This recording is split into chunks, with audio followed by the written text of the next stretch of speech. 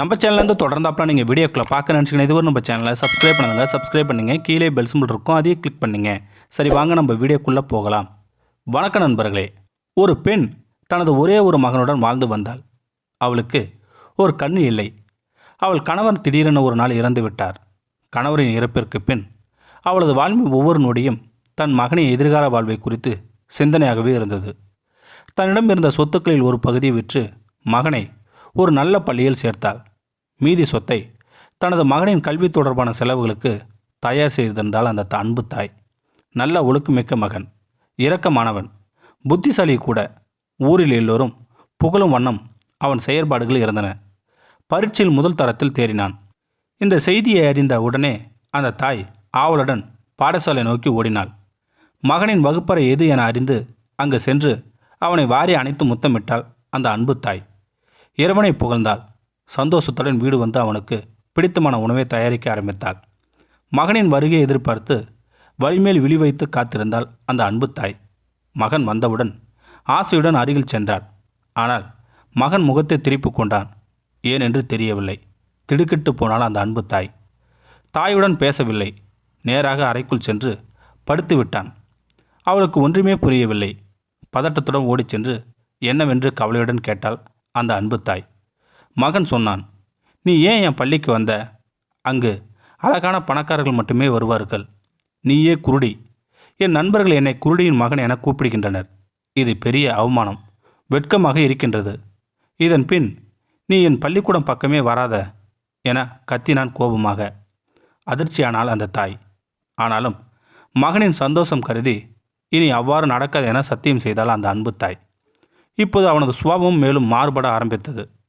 தன்னை தேடி வரும் நண்பர்கள் முன் வரவேண்டாம் என தாயை எச்சரித்தான். அவள் கண்கலங்கி சரி என்றாள். சில நாட்கள் சென்ற பின் தனக்கு குருடியுடன் இருப்பது வெட்கம் என்றும் தான் ஹாஸ்டலில் தங்கி படிப்பதாக சொன்னான். ஒரு நாள் வீட்டை விட்டே சென்று விட்டான். அவள் கதறி துடித்து போனாள் அந்த அன்பு தாய். தினமும் தன் மகனை நினைத்து வருந்தினாள். இறுதி பரீட்சையில் தேர்ச்சி பெற்று மருத்துவக் கல்லூரிக்கு மகன் தேர்வானது அவளுக்கு தெரிய வந்தது. தலைநகரம் சென்று படிக்க வேண்டும். நிறைய செலவாகும். தனது மீதமிருந்த அனைத்து சொத்துக்களையும் விற்று மகனுக்கு கொடுத்து அனுப்பினாள். 5 வருடம் பறந்து சென்றான். இப்போது அவளது மகன் ஒரு டாக்டர். அவனை பார்க்க ஆசையாக இருந்ததால் பலமுறை முயற்சி செய்தும் அவனை பார்க்க முடியவில்லை. அவன் அனுமதிக்கவும் இல்லை. ஒரு கடிதம் மகனிடமிருந்து வந்தது. அதில், அம்மா, நான் இப்போது இந்த நாட்டில் உள்ள சிறந்த டாக்டர்களில் நானும் ஒருவன். எனக்கும் ஒரு செல்வந்தரின் மகளுக்கும் திருமணம் நடக்க உள்ளது. அவளும் ஒரு டாக்டர் தான். உன்னை போல் குருடியின் மகனின் டாக்டர் என தெரிந்தால் என் திருமணமும் கௌரவமும் பாதிப்படையும். அதனால் நான் இந்த நாட்டை விட்டு உன் பார்வையை விட்டும் கண்காணாத தேசம் செல்கிறேன். இதுதான் அந்த கடிதத்தின் வரிகள். துடித்து போனால் அந்த அன்பான தாய். சில வருடங்கள் கடந்தன. முதுமையும் வறுமையும் அவளது ஒற்றை கண்ணுமே அவளிடம் எஞ்சிருந்தது. சொத்துக்களும் கூட. பசி கொடுமையின் காரணமாக ஒரு பணக்கார வீட்டில் ஆயாவாக தினமும் வேலை செய்து வந்தாள் அந்த அன்பு தாய். அந்த வீட்டின் எஜமானி இளம் வயது உடையவள். நல்ல இலகிய குணம் படைத்தவள், இரக்கமிக்கவள். அவளும் ஒரு மருத்துவராகவே இருந்தாள்.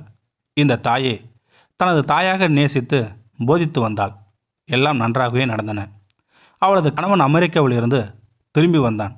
தனது எஜமானியின் கணவர் வருகிறார் என்பதால் வாய்க்கு ருசியாக நல்ல உணவுகளை தயார்படுத்தி வைத்திருந்தாள் அந்த குருட்டு தாய். வீடு வந்த அவளது கணவன் சில நாளிகையில் பின்னர் சாப்பிட அமர்ந்தான்.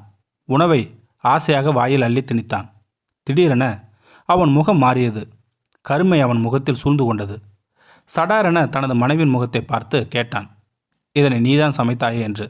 மனைவி குழப்பத்துடன் இல்லையே என்றாள். அப்படியானால் யார் சமைத்தது? இது அவனது 2ஆம் கேள்வி. வீட்டு வேலைக்காரி சமைத்தாள் என்றாள் மனைவி. உடன் எழுந்து அவன் அடுப்படிக்கு சென்று எட்டி பார்த்தான். உள்ளே அவனது குருட்டு தாய். அதிர்ந்து போனார்கள் இருவரும். இவள் இன்னும் இங்கேயே இருக்கிறாள். ஆத்திரமும் வெறுப்பு அவன் மூளையை ஆட்டி வைத்தது. என் மருமகளா, என் எஜமானி என்ற சந்தோஷமும் மகிழ்ச்சியும் அந்த தாயின் இதயத்தை நிரப்பின. உணர்ச்சிகளால் இருவருமே பேசவில்லை. மீண்டும் சாப்பிட்டு அறைக்கு வந்த மகன் சொன்னான் தன் மனைவியை பார்த்து, இந்த கூடியை உடனடியாக கொண்டு சென்று வேறு எங்காவது கண்காண இடத்தில் விட்டுவிடு என கத்தினான். அவன் போட்ட சத்தம் அடுப்படியில் நின்ற அந்த அவலத்தாயின் இதயத்தில் முட்டி மோதி நின்றது. துவண்டு போனாள்.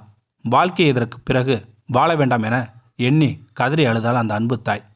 தனது கணவனின் பிடிவாதமும் கோபமும் ஆவேசமும் எல்லை மீறி செல்லவே அவனது மனைவியான அந்த பெண் வேறு வழியின்றி அந்த தாயிற்கு போதுமான பணத்தினை வழங்கி பல 100 கிலோமீட்டர் தூரத்தில் முன்பு அவள் வாழ்ந்து வந்த இடத்திற்கே மீண்டும் அனுப்பி வைத்தாள் அழுகியுடன்.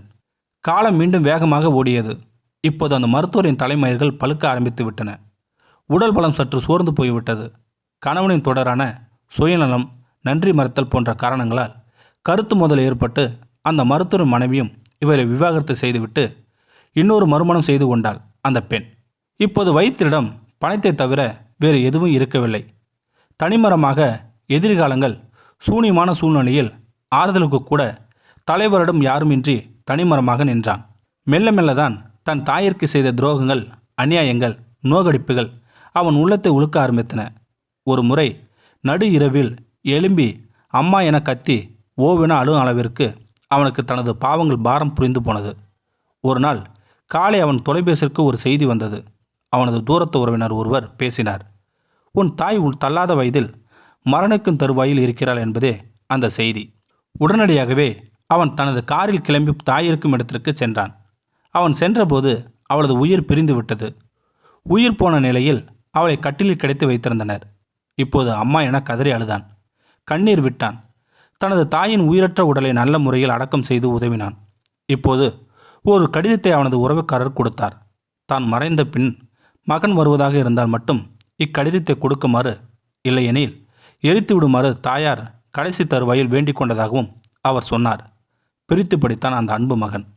அவன் கண்கள் இருந்த வலிந்த கண்ணீர் அந்த பாலைவனத்தை சகதியாக மாற்றியது. அதில் இருந்த வரிகள் இதுதான்: அன்பின் மகனே, எனக்கு தெரியும் என் உருவத்தை பார்ப்பது உனக்கு ஒருபோதும் பிடிக்காது என்று. அதனாலேயே எனது மரணத்திற்கு பின்னர் நீ வந்தால் மட்டும் இதனை கொடுக்கும்படி சொன்னேன். மற்றபடி உன் மீது எனது அன்பு என்றும் மாறாதது. அது இறைவனுக்கு மட்டுமே தெரிந்த விஷயம். மகனே, நான் குருடிதான். உனக்கு ஒரு குருடி தாய் இருக்கக்கூடாதுதான். எனக்கு உன் உள்ளம் புரிகிறது. உனது உள்ளத்து உணர்வுகள் நான் பெரிதும் மதிக்கிறேன். நான் உன்னை சபித்ததும் கிடையாது, ஏன் கோவப்பட்டது கூட கிடையாது. எனக்கு ஒரு வாழ்க்கை வேண்டும் என்றிருந்தால் நான் இன்னொரு திருமணம் முடித்து நன்றாக வாழ்ந்திருப்பேன். ஆனால் உனக்காகவே நான் வாழ்ந்தேன். அதை நீ புரிந்து கொள்ளாமல் போய்விட்டாய். மகனே, உனக்கு தெரியுமா நான் ஏன் குருடியானேன் என்று? அப்போது உனக்கு சிறு வயது. சாலையில் நின்று நீ விளையாடி கொண்டிருந்தாய். ஏதோ ஒரு பொருள் உன் கண்களில் பட்டு ஒரு கண் குருடாகிவிட்டது. பார்க்காத மருத்துவர்கள் இல்லை. இறுதியாக மருத்துவர்கள் இன்னொரு கண் இருந்தால் மட்டும் உன் பார்வை மீண்டும் கிடைக்க வைக்கலாம் என்றனர். என்ன செய்வதென்று எனக்கு தெரியவில்லை. நேரமும் போதாது. அதனால் என் ஒரு கண்ணை உடனடியாக தானம் செய்து உனக்கு பார்வை கிடைக்க செய்தேன். எனது கண்மணியே, என்னுடைய குருட்டு கண்ணே இன்று உன் கண்களாக இருக்கின்றது. நீ இந்த உலகத்தை வாழ்க்கையும் பார்ப்பதே அந்த கண்களால் தான். உனக்கு இதுவும் அவமானம் என்று உனது வலது கண்ணை பிடுங்கி விடாதே. அதை அப்படியே விட்டுவிடு. ஏனென்றால் அந்த கண்களால் தான் நான் உன்னை பார்த்து கொண்டிருப்பேன். என் அன்பு மகனே, இப்படிக்கு என்றுமே அன்புள்ள உன் அம்மா. இதை படித்த அந்த டாக்டர் மகன் உருண்டு புருண்டு அழுதானாம். என் கண்கள் கலங்கின. உங்கள் கண்கள் கலங்கியிருந்தால் மற்றவர்கள் தாயின் அருமையை உணர்ந்து கொள்ளவும். இந்த வீடியோ உங்களுக்கு பிடிச்சிருந்தா கமெண்ட் பாக்ஸில் கமெண்ட் பண்ணுங்கள். கூட உங்கள் ஃப்ரெண்ட்ஸுக்கு ஷேர் பண்ணுங்கள். இதுவரை நம்ம சேனலை சப்ஸ்கிரைப் பண்ணுங்க. சப்ஸ்கிரைப் பண்ணுங்கள். கீழே பெல் சிம்பல் இருக்கும், அதையே கிளிக் பண்ணுங்கள். தேங்க்யூ ஃபார் வாட்சிங்.